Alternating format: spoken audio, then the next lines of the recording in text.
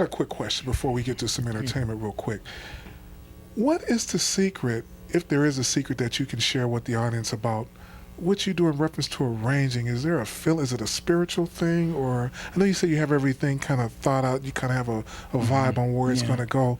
I mean, what is it for Greg Adams that actually, what does it all encompass for you? I mean, I know you can't get into all of it. No, and it's just a feeling, It's just like, I have a knack for it. I always have had a knack. Yeah, you have a knack. I started doing this when I was about 14 in high school. I was lucky to have a great jazz band, and so I arranged for it. It was 4 trumpets, 4 bones, and 5 saxes, and the rhythm section. And in the 60s, I'm 60. In the 60s, big bands were a pretty cool thing, and they had big band contests up at Reno, at the University of Nevada, and kids would come from all over the Western United States, and we'd compete, and we had such a good band that we would win every year. And when I was a junior, my band director saw that I was really taking this seriously. I mean, I knew this is what I was meant to do here in this life. And so he said, why don't you just take the band and write for it and lead it, and I'll just go in my office, and if you need me for anything, let me know.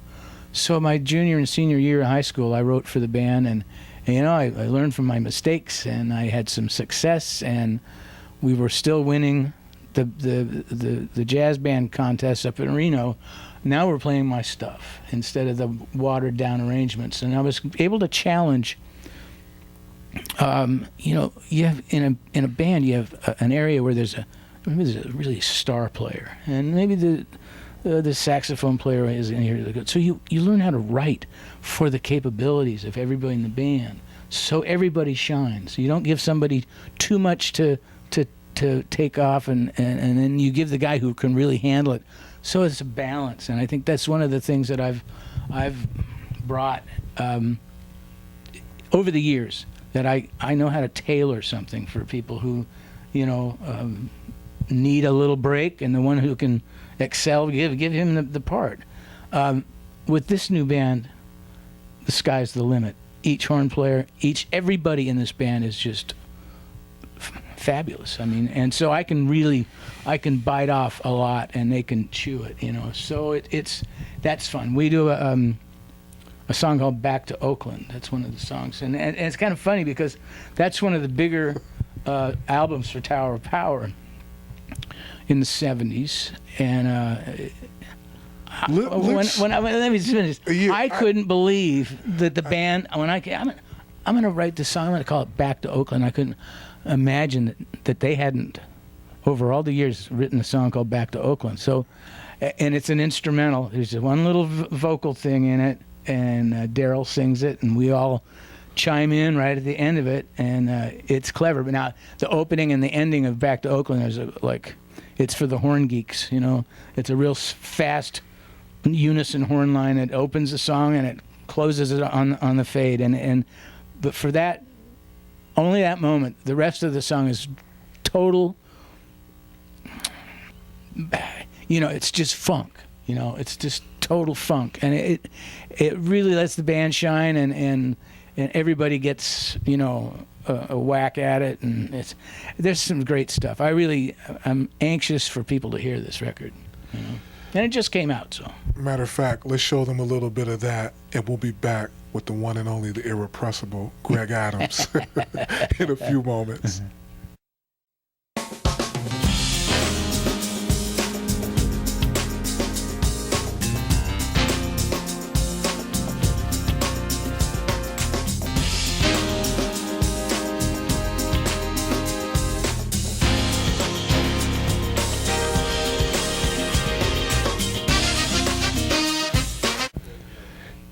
Hey everybody, welcome back to Soul School. We're joined by the one and only Greg Adams, formerly of Tower of Power, has his own thing. He's just wrote and arranged, for those you may just be joining the show.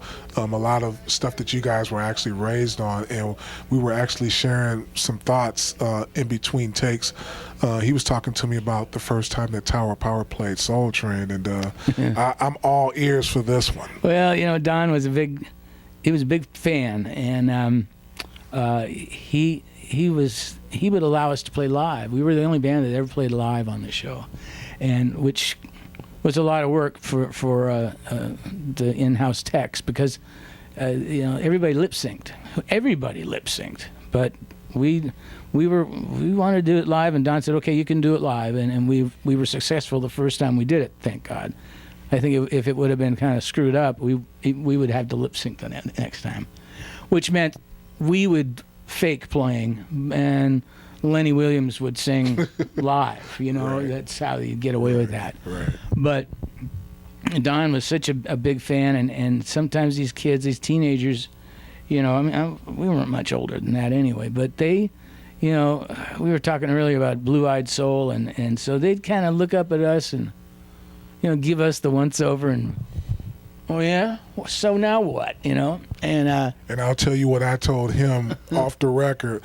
That Blue-Eyed Soul stuff with them, this horn section, this band, these guys act like they were raised on collard greens and ham hocks and everything else. Y'all had a whole nother kind of thing happening, man. Well, it was interesting, because if Don caught, some of these kids getting kind of arrogant, and that way, he'd stop tape and give a finger wagging at them and say, if you're going to act like that, you can go sit in the bleachers and sit this one out, because I'm not going to allow you to mistreat these guys. These guys, he was just really, really, really generous with his compliments of us. And y'all were bad, though. Well, man. and bad. Since his death, they've been running tapes on YouTube and stuff. And there's one where we're on, and I had hair. That was how long ago it was, long hair. And but I saw Don about 3-4 years ago at a concert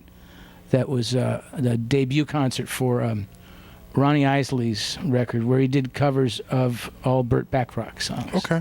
And we were out in the lobby, and waiting for the doors to open to the theater, and by the way, it was like Burt Bacharach at the piano in the center of a 50-60 piece orchestra, strings, horns, everything, conducting, and Ronnie's just singing all these songs. It was stupendous. I mean, unbelievable. Bacharach is a legend. Unbelievable. I could yeah. And anyway, so I was maybe 35, 40 feet away, and I looked over. There was Don, and Don saw me, and I went over and we talked. He just said, "Excuse me," he was talking to Smokey Robinson and his wife. He kind of said, and we talked for about 5 minutes, and then they all kind of stood around. And he said, "Oh yeah, I remember Tower Power and all this, and that. Yeah, oh yeah." We used to go to Pete Moore's house in Detroit. He was one of the Miracles, and hang out with him. And after the gig at the 20 Grand Club in Detroit, and 20 grand. Yeah, and Pete's wife. Oh man, I can't remember her name. She'd make food. We'd be there till 2 or 3 in the morning, just hanging out and drinking and eating and but Don was one of those kind of guys. You just kind of pick up right where you left off, and we shared a couple of stories. Anyway, it was great to see him.